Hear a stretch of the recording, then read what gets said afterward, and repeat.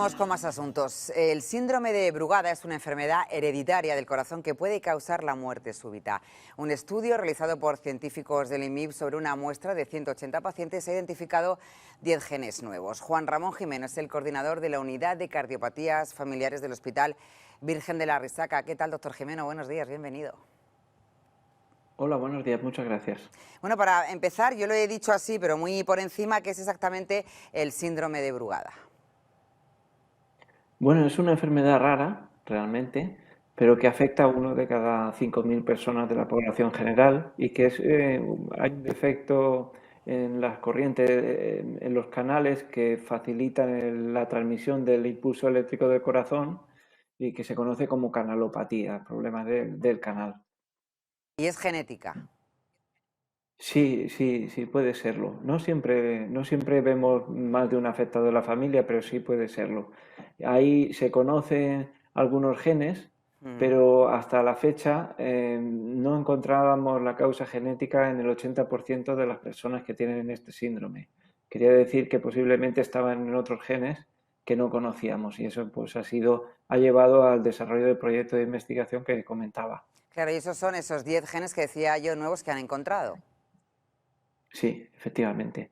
¿Y Sí, esto en es qué un les trabajo. ayuda en la investigación, doctor? Es decir, ahora entiendo que se puede hacer de una forma más exhaustiva, ¿no? Saber de dónde viene. Sí, así es.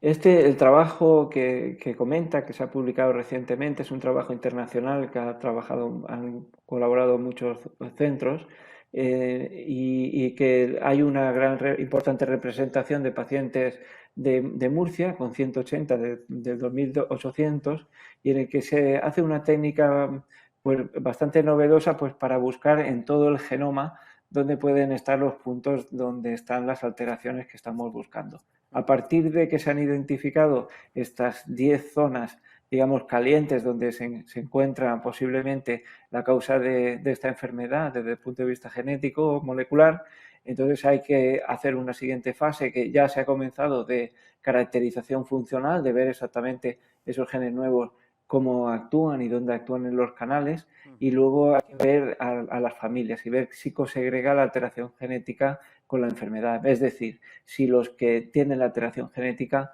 tienen la enfermedad y viceversa. O sea que hay una buena relación entre...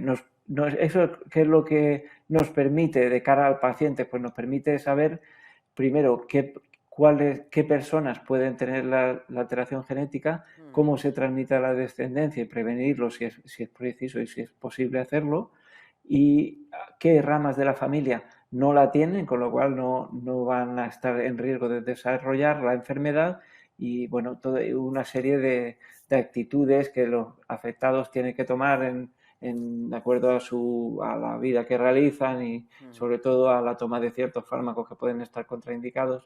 O sea, y bueno, programar una revisión es un seguimiento, un tratamiento con arreglo a los resultados, sean resultados clínicos y a veces pues también resultados genéticos. Claro, porque ¿cuáles son los síntomas, doctor? Es decir, ¿en qué momento nos tenemos que poner alerta? Porque a nadie se le ocurre que pueda tener esto, claro. Claro, no. El síntomas obviamente puede ser un síncope, puede ser ¿no? Hay muchos causas de pérdida de conocimiento y diferencias pero sí, son pacientes que pueden tener una pérdida de conocimiento, pueden tener una arritmia. No suelen ser los síntomas el motivo del diagnóstico. El diagnóstico suele realizarse cuando alguien va a hacerse un electrocardiograma de revisión. O sea que en este sentido ¿Qué tiene que convendría pasar en que ese electrocardiograma sí, para que se empiece a investigar si esa persona puede tener el síndrome o no?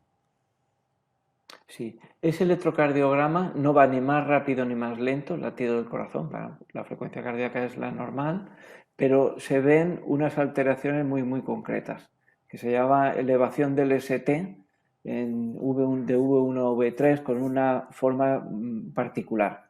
Así es, una forma redondeada. Bueno, son características que una persona tiene que verlo, una persona que sepa interpretarlo, ¿no? A veces no es fácil de interpretar. Y en ocasiones hay necesidad, cuando hay sospecha, se suele solicitar la realización de un test farmacológico de desenmascaramiento, que quiere decir, se pone un fármaco que hace que sea más claro y más llamativo el electrocardiograma y aparezca el patrón típico. Es unas características muy concretas del electrocardiograma. Sí. Que una pareja tenga este síndrome implica necesariamente que se lo transmite a sus hijos e hijas o no tiene por qué. No tiene por qué. La herencia, en los casos en los que se confirmara, pongamos el caso que se confirma que una pareja, pues el varón o la mujer tiene el síndrome, que lo pueden tener tanto varones como mujeres, entonces la herencia es de un 50%. O sea que los hijos de esa pareja, sean varones o mujeres, pueden heredar la alteración genética del padre o de la madre en un 50% de casos. No todo el mundo que tiene la alteración genética va a desarrollar el síndrome, pero sí que tiene una predisposición, digamos, alta para desarrollar el síndrome, pues a lo mejor un 70, un 80% de los que han heredado esa alteración genética van a desarrollar el electrocardiograma característico del síndrome. Y Una en esos vez, casos, pues obviamente hay que ajá. hacer un seguimiento. Una vez que nos han diagnosticado el síndrome, ¿de qué forma cambia nuestra vida? Es decir, ha dicho antes que hay determinados medicamentos que no se pueden tomar porque no son buenos para esta enfermedad, pero ¿qué podemos hacer o qué se puede hacer? Sí, fundamental. La mayoría de las personas que tienen esta enfermedad, hay que decirlo, tienen una vida completamente normal y pueden no tener ningún síntoma. Pero es cierto que es un síndrome que produce la muerte súbita. Está más asociado a una edad intermedia de la vida, a los 30 40 años, y no tiene ninguna relación con el ejercicio físico, me refiero. Que no es como otras enfermedades cardíacas en las que se recomienda evitar el ejercicio físico de cierta intensidad, en este caso no es así. Y hay toda una lista de fármacos que no se deben de tomar o que son preferibles tomar alternativas. Y entre ellos se incluye pues algún fármaco anestésico, por ejemplo, que es importante saberlo. Entonces, no quiere decir que no se pueda. Obviamente, una persona que tiene síndrome de Brugada tiene que tener acceso a intervenciones si lo necesita, ¿no? De todo tipo. Pero hay fármacos alternativos. ¿Por qué? Porque son fármacos que actúan también en la electricidad cardíaca, por así decirlo, ¿no? En la transmisión del impulso eléctrico a nivel del corazón y a nivel de las terminaciones nerviosas, ¿no? Que transmiten el dolor en caso de una intervención. Por eso hay fármacos que se deben de evitar y buscar alternativas.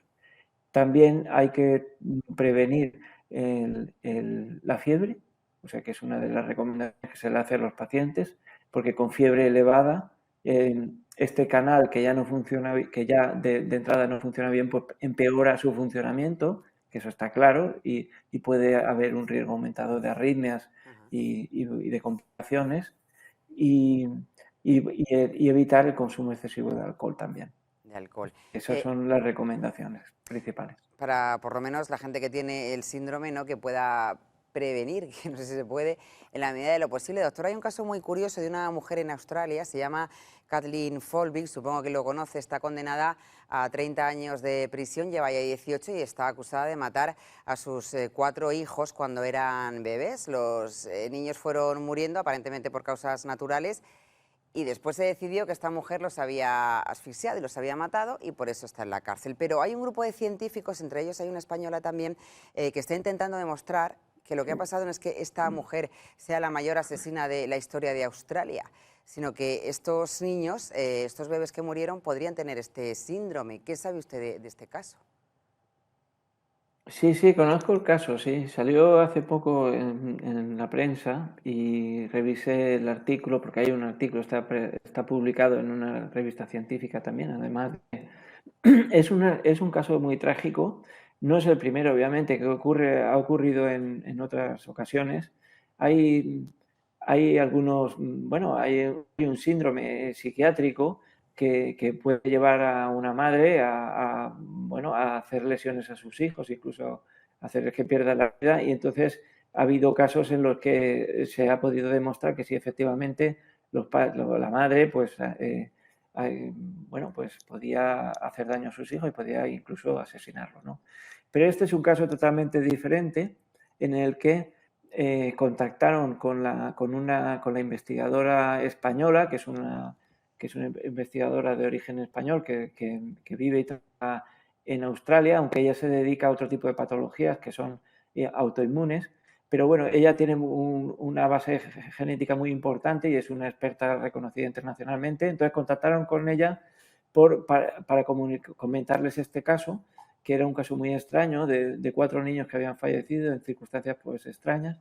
Y entonces ella pues facilitó el acceso a un estudio genético de un panel muy grande y se identificó una alteración genética en el gen del calmodulinado.